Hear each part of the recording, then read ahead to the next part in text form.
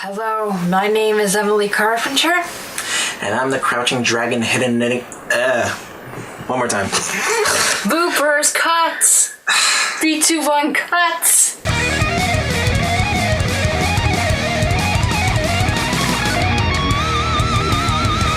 Hello, my name is Emily Carpenter. And I'm the crouching dragon hidden enigma, Caswell Shaw. And I am named after John Carpenter, from the horror movie director Sabrina Carpenter, the Carpenters from the 70s, and there's also an author, by the way, with my exact name, Emily Carpenter, the author. You will have to look her up on Google. And I'm named after the incomparable Lindsay Shaw from Nancy Classified School Survival Guide and Pretty Little Liars, just to name a few stuff she's done. I'm also named after the character Hobbs Shaw, played by... insert actor's name here because it's almost midnight when we're recording this and our brains are shut down into submission, so don't blame us if we don't know right away.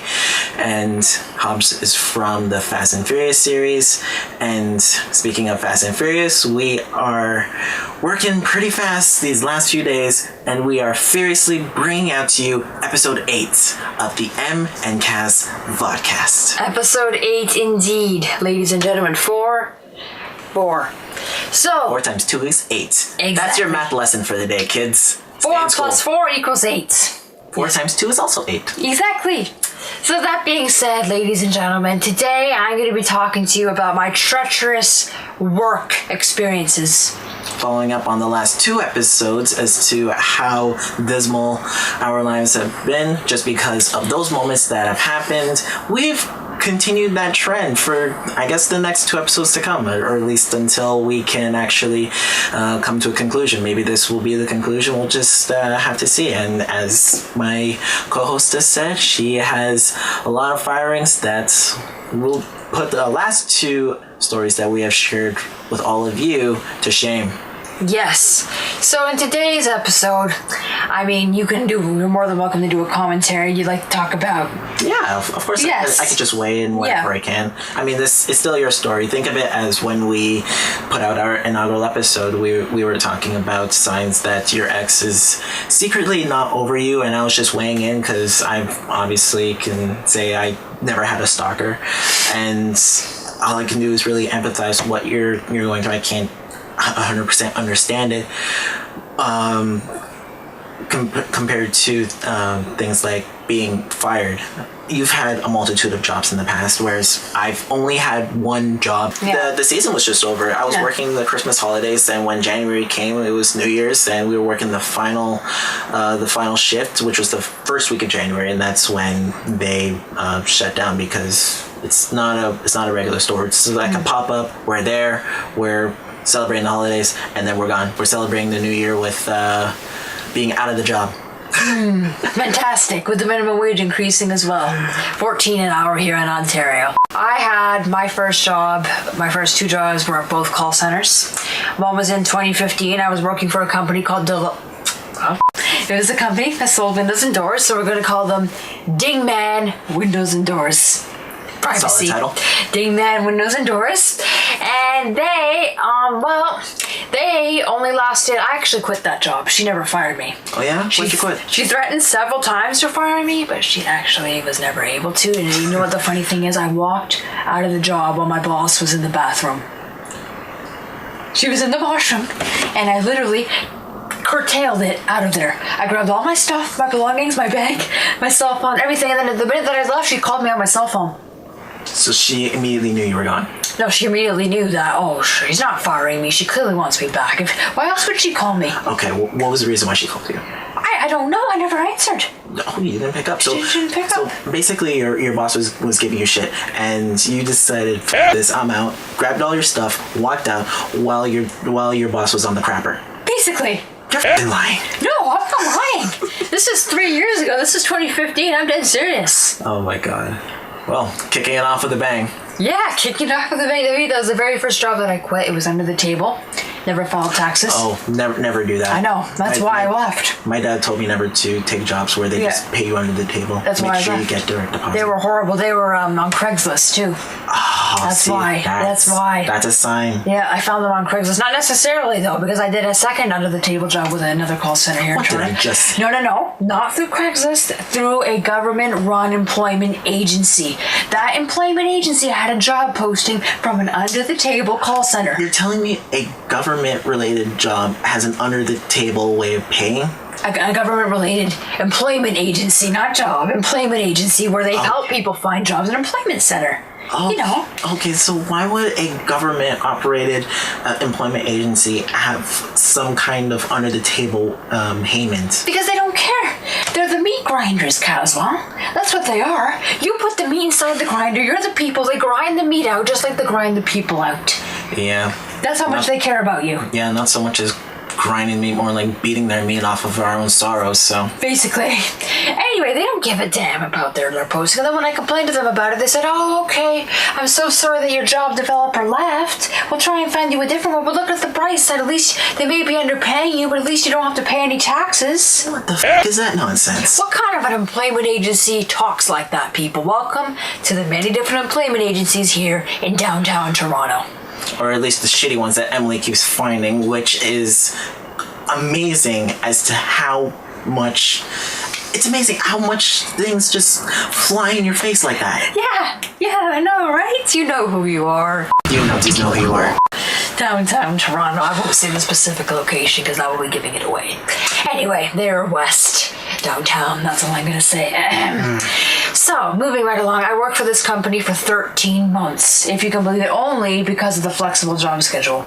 Okay, that's the only reason why you put the flexibility. Yeah, because otherwise of acting. you would have just told them to sod off and build their balance. Exactly.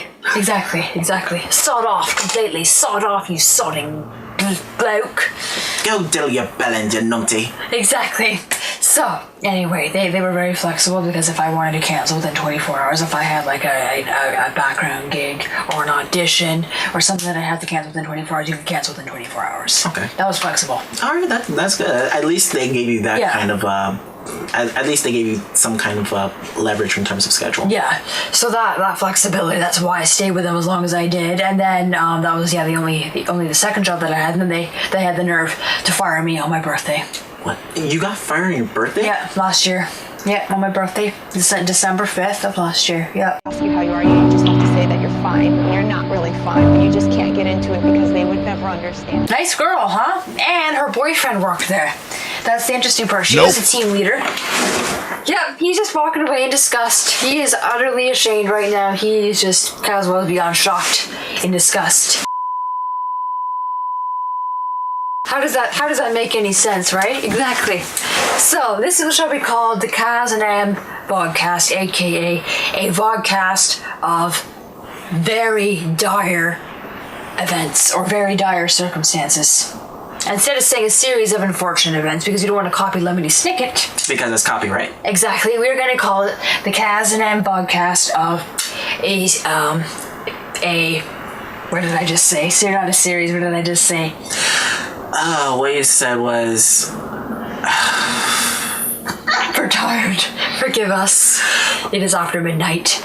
We want to record. We swear. It's just it's so bloody late at night. Yes. We don't want to disturb the neighbors upstairs, even though they have no love lost for us. Because really. their dogs yap and bark and bark and bark and won't ever shut the hell up until you scream. Okay, so if I can remember and just how my ADD doesn't kick in because it's literally after midnight. Yes. Because what you said was I retained dark, not dark, so we'll call it the Cas M Vodcast. A multitude of unfortunate circumstances. Oh, we can't use unfortunate. Oh yeah, not unfortunate. Dire circumstances. A multitude of dire circumstances. Good enough. Yes, exactly. A multitude, exactly. Series, no, whatever you want to call it, one after the other. There's other words for it. We're just too tired to think of them right now. Anyway. Compendium. That's what I wanted. Okay, compendium. Okay. It's another way of saying collective. Collective, okay. Like one after the other, like a series kind of thing. Yeah. Okay. A compendium of dire circumstances. Thank It's you. kind of long, kind of a mouthful. That's what she said. But a series of unfortunate events isn't quite as big of a mouthful. Fine. I don't know. Anyway, moving on. It's catchy because it's well-known and popular. Right, that's right, exactly. Anyway, so moving right along.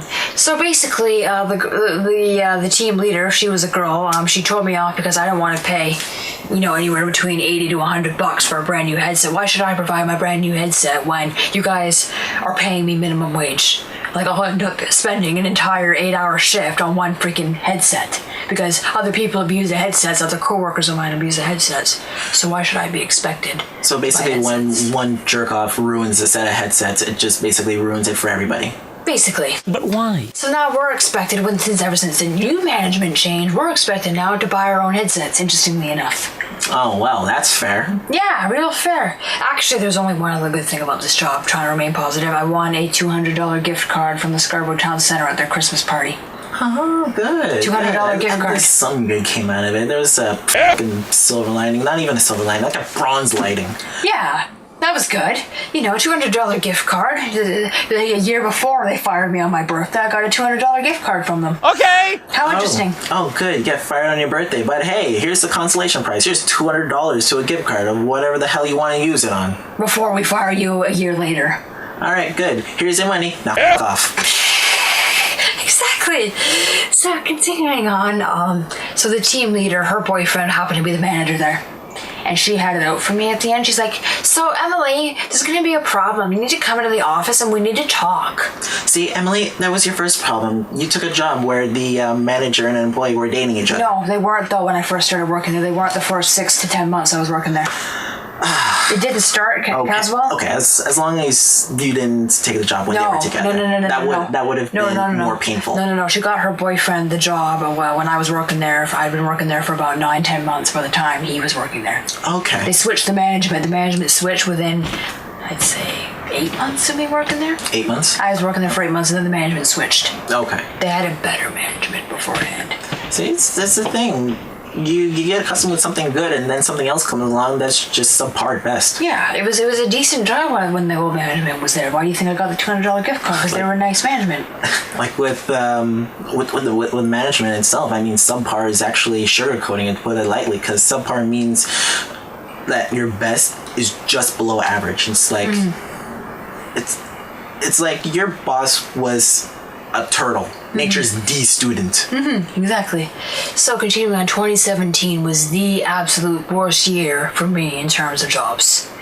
So anyway, I was actually trying to quit that job because I was getting tired of them underpaying me, and I was getting tired of checks not coming in consistently and all this, and it was really pissing me off. So I decided to look for another job, and I was doing waitressing in June of 2017. Okay, so you got another job. Yeah, the summer last year, and it lasted a week. And I'll tell you what the reason was. One of the girls there stabbed me in the back, and she didn't like me. So she, a couple of girls, like, they were younger than me. They were, barely out of high school, right? One of these, I think you could work there at 16, 17 as far as I know, I think. Well, that's a legal age to hire here in North America. Yeah, I don't know, 16, 17 for waitressing. It really depends if you're serving alcohol or not. Sometimes it is, sometimes it isn't. But I think at that establishment they hired 16, 17-year-olds, maybe 18, I'm not too sure. But anyway, the girls were like complimenting me being all weird. Oh, I like your hair, and oh, you're so skinny and all this. And meanwhile, 4 days in the job, they go to the manager telling him that I'm not capable of lifting restaurant menus. Excuse me? Restaurant menus, because I didn't want to lift the heavy. They had the female hostess. I was a hostess and not a waitress, just so we're clear. And I didn't want to lift the heavy patio tables without help. And so one of the girls went behind my back the day after and told the manager that I wasn't capable of lifting restaurant menus when it was the furniture. How heavy were the restaurant menus? Basically, as heavy as this modeling portfolio, lighter than this even. Let me see that. You're having a laugh. Yeah. No, I'm serious. I don't lie about these things. These are ridiculous stories, Caswell. I'm dead serious. Lighter than this, probably maybe the same. The most this would weigh one. They fired you because they thought you couldn't lift this? Yeah. What a stupid way to go. Basically, yeah. You know who you are, located at Queen's Quay and right near the harbor front, right on Lakeshore Boulevard. You know who you are. And this is going to be part 1 of Distasteful Job Adventures, or Distasteful Job Situations, however you want to word it, where I was fired for BS reasons, completely ridiculous, asinine reasons, 4 times in a row within the 1 year's time period of 2017. Trust me, it gets better. But don't worry, it's worse for Emily, but it'll be better for you guys. Yes, and in case you're wondering, maybe she's a horrible employee, you'll have to get the full scoop in part 1 and part 2 of the biggest bull reasons why I was fired in 2017. Bull firing on birthday. Yes. Okay. Anything else you want to add? Midnight Emily's the best Emily. Yes, she is. I don't think I've ever seen you like this. Oh, thank you. And I'm enjoying it. Energetic and exuberant. Exactly. All right. Well, it's also the heat and the fact that there's no AC on right now. It's getting kind of hot and it gives me weird energy. I don't know how else to explain it. Well, hey, whatever's good for the audience and whatever you guys want to see, we'll do it. Yep, this was recorded after midnight, midnight, so forgive us if we're a little bit out of it. We didn't expect to go as long as we did, but for the allotment of time that we have, we genuinely hope that that you guys are enjoying it out there. Mm-hmm. Okay, toodaloo, and have a lovely, lovely day. God bless you all, and now I'm gonna go to sleep. Good night. Good night.